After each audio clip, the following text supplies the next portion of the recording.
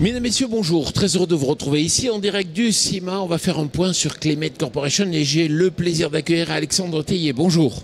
Bonjour. Alors vous êtes responsable pour l'Europe. C'est l'occasion de prendre un peu de recul sur Climate.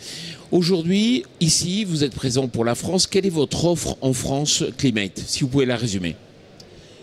Eh bien, nous avons effectivement lancé le produit sur 6 pays en Europe et l'offre est la même en fait sur les 6 pays. Donc en France, comme dans les autres pays, on propose aux agriculteurs un abonnement d'1 an pour l'utilisation de 2 applications qui leur permet de rentrer dans l'ère de l'agriculture de précision et dans l'ère numérique, ainsi qu'un certain nombre d'outils connectables pour récupérer leurs données facilement. Le fameux petit boîtier qu'on vient enclencher directement sur la prise du tracteur. Le drive. Le drive. Quel est son but ?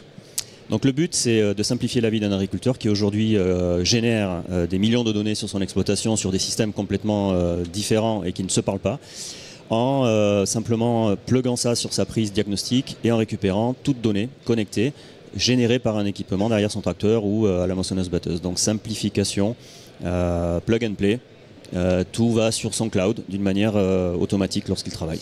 Alors vous avez dit que c'est effectivement un abonnement de l'ordre de 2000 €. Ça lui rapporte quoi à l'agriculteur ? Alors ça dépend les situations. Il y a des agriculteurs qui nous disent avoir un retour sur investissement temps énorme. D'autres qui vont carrément partir sur de la modulation de semis ou d'azote ou de pulvérisation qui vont concrètement chiffrer un gain en rendement. Donc ça dépend des situations. Aujourd'hui en France, on a beaucoup d'agriculteurs qui sont partis sur de la modulation, donc de l'agriculture de précision. Donc on a des gains de rendement de l'ordre de 3 à 5% par exemple sur des cultures comme le maïs ou le soja.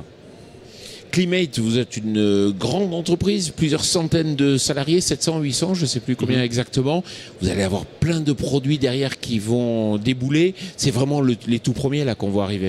Ouais, aujourd'hui notre boulot, c'est de faire correctement la première étape, qui est de connecter l'agriculteur, de lui permettre d'avoir accès à ces données et de les valoriser. La deuxième étape, effectivement, va être plus dans l'ère de la data science. Donc on va utiliser ces données sur des algorithmes qui leur seront propres pour des opérations très spécifiques au moment du semis, au moment de la pulvérisation, pour gérer leurs engrais, etc.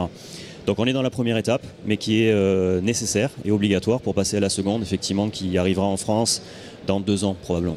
Alors aux États-Unis, c'est déjà très bien développé. Par contre, vous avez une offre qui est totalement différente. Il y a des niveaux gratuits avec de la météo, etc. Vous n'êtes pas du tout parti en Europe sur le même schéma. Pourquoi ?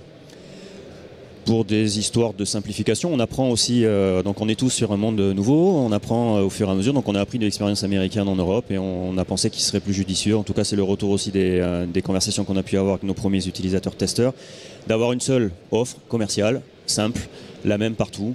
Donc il y a un produit, un prix, et c'est pas très compliqué, donc finalement c'est 2000 € pour un abonnement d'1 an tout compris. Pour des fermes en dessous de 500 hectares et puis ensuite c'est 4 € de l'hectare au-delà de 500 hectares. Parmi tous les pays européens où vous lancez, est-ce que la France est leader ou est-ce qu'il y a déjà d'autres pays où c'est plus développé, Fieldview ? Alors ça dépend. Donc si vous allez en Ukraine, on a des abonnements, on a peu d'abonnements mais de très gros abonnements. Donc on a énormément d'hectares connectés, on a plus d'1 million d'hectares déjà connectés en Ukraine, ça va très vite. Quand vous allez sur le sud de l'Europe, Italie, Espagne, on a des agriculteurs qui sont extrêmement motivés. Donc on a beaucoup d'abonnements sur des petites exploitations, mais très très modernes, très très innovantes. En France, je dirais qu'on se situe un peu entre les deux. On a de très grosses fermes, mais on a aussi des agriculteurs de taille familiale à 200, 250 hectares qui partent et qui l'utilisent. Toute dernière question, on doit justement aller tourner une émission Power Boost en Ukraine pour montrer pourquoi l'Ukraine va très vite. Parce que c'est vrai qu'en France, on a l'image de l'Ukraine un peu à la version ancien pays soviétique. Non, l'Ukraine est très techno. Oui, ils vont très vite. Je dirais que la technologie va des fois plus vite que l'éducation ou le savoir-faire. Donc on a aussi un rôle à jouer à ce niveau-là. Formation, agronomie. Et c'est un outil vraiment agronomique qui rentre tout à fait dans cette démarche-là. Alexandre Théier, merci beaucoup. Merci à vous. Et puis merci à vous.